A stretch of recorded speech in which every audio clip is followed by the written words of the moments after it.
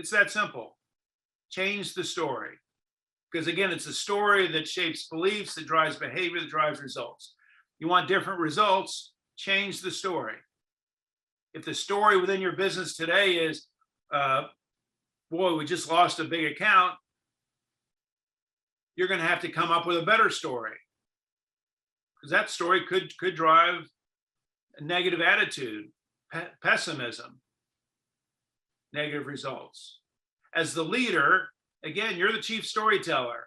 You get to create the stories within your business. And as a result of that, those stories drive results. Let me pause for a second. Any thoughts, questions about this model?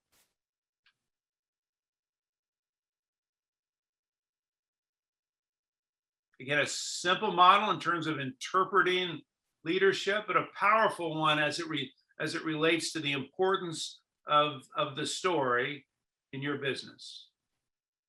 You control the story.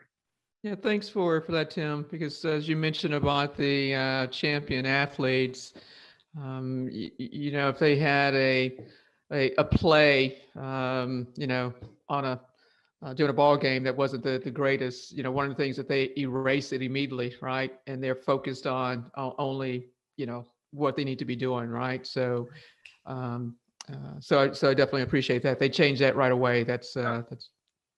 Oh, and that, Helen, in that regard, if you're a baseball fan, they say the best relief pitchers are the pitchers that come into the game in the 8th inning or the 9th inning to try to save the game. And they say the best relief pitchers have short memories, because if they blew a save last night, if they come into today's game thinking, man, I'm a crappy pitcher, I blew the game last night, more likely they're going to blow tonight's game. They have to have short memories. They've got to come up with a different story every night, a better story every night. I have one question, Mr. Tim. So Carlos here. Yeah. So can you give us an example of how to change the story for a situation where for a couple of months you haven't seen the results and you haven't achieved the things that you expected? I'm talking specifically on my case from the sales side. Mm-hmm. How can I change the story and be able to get that passion back? Sure. So that's a very good question. And I think it starts with, okay, what is the current story? What is it that my people are believing today?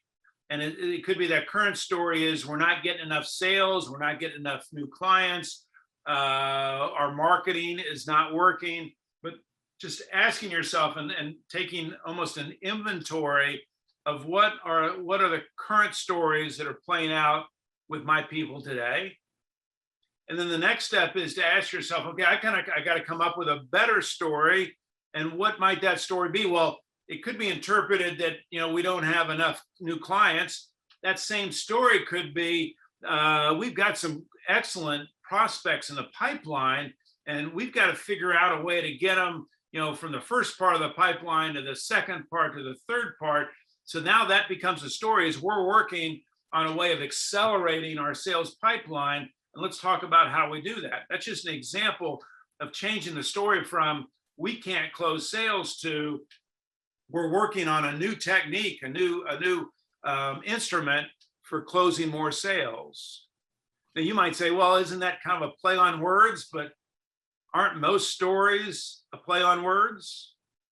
And if I could add to that, Carlos and I both attend Lakewood Church with Joel Osteen, and a lot of what we're talking about with stories is mindsets, and looking at where you're focusing. If you're focusing on the past or the present situation, or if you're maintaining your focus and story on the future and what's possible versus what's probable through, I'll say, faith and persistence, and that'll reinvigorate, hopefully, your mindset to be more optimistic versus pessimistic.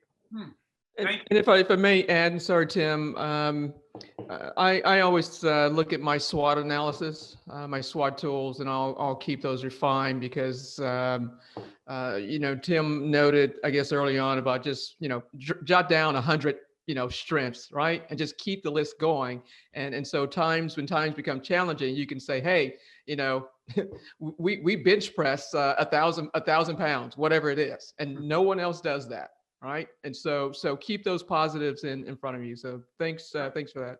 Yeah, good point. Here's something else that complicates this model, if it wasn't already difficult enough.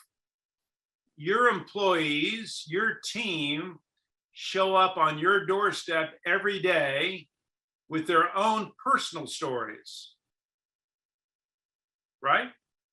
Those personal stories could be health issues, could be financial issues, could be family issues. Your people show up on your doorstep every day with their own personal stories. And your story, your business story, has to trump those personal stories, because if what carries them through the day are their personal stories, you're at risk of those being either good stories or more likely bad stories. So again, your job is to come up with a better story. Your story needs to trump their story. It needs to be a better story. Your job is to create a better story.